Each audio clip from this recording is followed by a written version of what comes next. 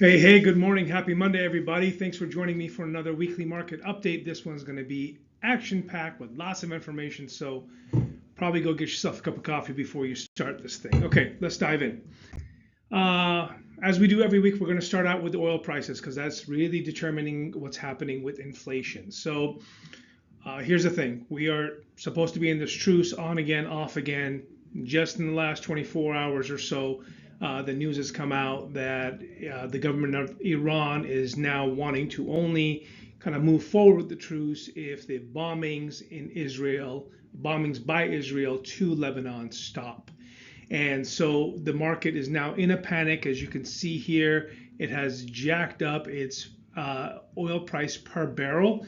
Last week, and I know this says 93 because that's what it was on Monday, but last week these prices per barrel got all the way down to in the mid 80s, and now they're back up again at 97 and $93. So this is pretty indicative of how this thing has been going, unfortunately.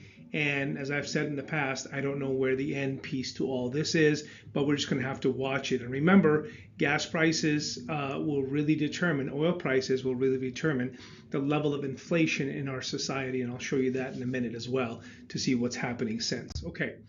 Exxon issued a pretty dire warning here. So the senior vice president, Neil Chapman of Exxon, said the other day that oil could potentially spike up to $150 to $160 per barrel.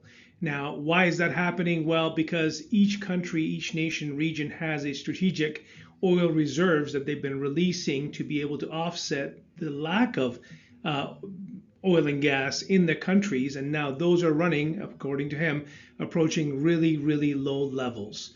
And so hopefully this thing will come to an end here in a minute. But remember, if the lows of the oil per barrel were $60 a barrel back in February, and if they hit 120 or above and sustain there, that's the time that we will see a recessionary environment happen. As a matter of fact, Canada just reported that it's officially in a recession because the definition of recession has been 2 negative quarters back to back in their GDP, which they have had. And remember, we're all living in a global economy here. So what happens around the world affects us here in the US. So keep an eye on that one. Now, along those lines, it's important for us to see things as they are, see the truth, and then figure out a way around it, okay?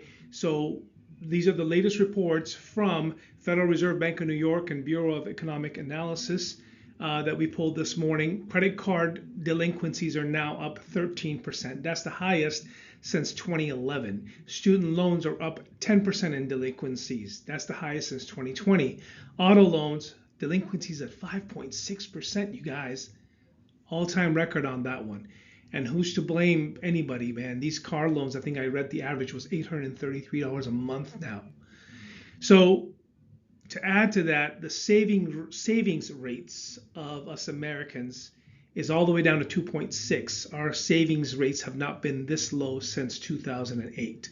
So it seems to me like more consumers are relying on credit to live their lives. Now, here's a word to the wise. If you're a homeowner, you're watching this, if you have car loans that are maybe too heavy for you, credit cards that are piling up, whatever that story is that's happening with you, if you're a homeowner and if you have some equity, if you bought your house back in 2020, I know you have that sub 3% interest rate, 3.25, 275 on a 30-year fix.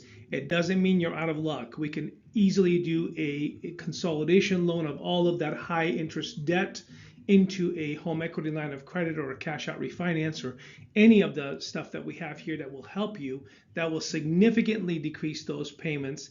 And if you're disciplined enough, you can apply the payments you're paying today to be able to do away with those. And the rate in most cases is much lower than what you're paying on those credit cards and what you're paying on those car loans. So if you need us on that one, do reach out. Okay. A bit of good news as we talk about every week here as it pertains to the portfolio here at First Security Bank. Again, one of the most powerful things that I've seen, and I promise you is every week I'm going to come up with something to show you, and this time is from our amazing loan officer, Matt Johnson, and his sidekick and partner, Amy Curry. They just finished this one up, and I want to share this one with you. All right, so the property itself, it's out in Seattle, was built in 1930s, renovated in 1960s. Really cool property, but it's 68% commercial on the bottom, and it's got two units up top that have been combined to one another to make one condominium unit, if you will. The borrower themselves were very strong. We were able to put them in a 10-year arm as a second home. They were putting 30% down, and their debt to income ratios were really good. Now, here's where everything went wrong. So the deal went under contract on the 3rd of February. And unfortunately, these buyers lost many, many weeks due to their lender not knowing what they were doing. And so the issue surfaced very, very late, I think about 17, 18 days after they went under contract, that, hey, we're not going to be able to close your loan. So the agent knew us, referred us to this clients. Clients came over here. Matt and Amy jumped to it, hopped to it. They received the application on the 23rd of February, and they were able to get through the portfolio, get this loan approved with a 68% commercial use on the bottom of this unit. We issued the CD, we cleared all that. The non-warrantable nature of the condominium was handled super cleanly. So the results here is that in 12 business days, we closed this transaction on the original closing date that was written way back on February 3rd. It was written for 3/10, and we closed it in 12 days, and we closed it on 3/10. We saved the deal. We made sure both the listing agent and the selling agent earned their commissions, and that our wonderful buyers were able to achieve what it is that they wanted to. Okay, so if and when you run into a non-warrantable condo, that's not the end of the deal. Doesn't mean the deal's dead. Pick up the phone and call us. We've got so many different tricks up our sleeve, and we're happy to help you. Okay, what's going on in the market, you ask? Well, we're seeing a retreat today. As you can see, that big red spot right there.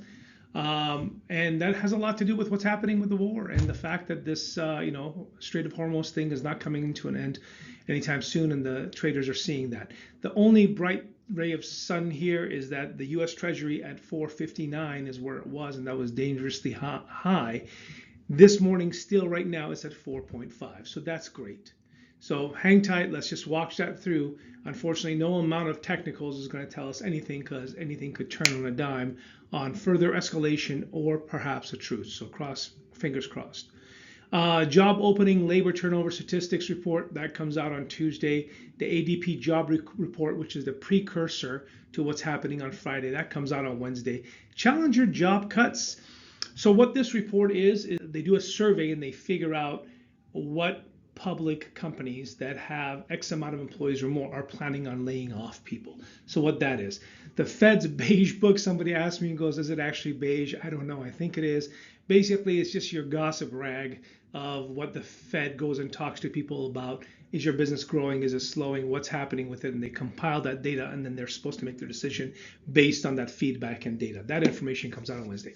And then last but not least, Friday, the BLS, Bureau of Labor Statistics job report. I don't know if you can trust it, understand it, see it anymore, whatever that story is, but it comes out on Friday, so we'll have to wait and see. As you can see, a lot of this has to do with jobs, and that's where the economy right now is staring at. Because if we come up with a robust job market, air quotes robust, then the Federal Reserve doesn't have any need to decrease the Fed funds rate to stimulate the economy.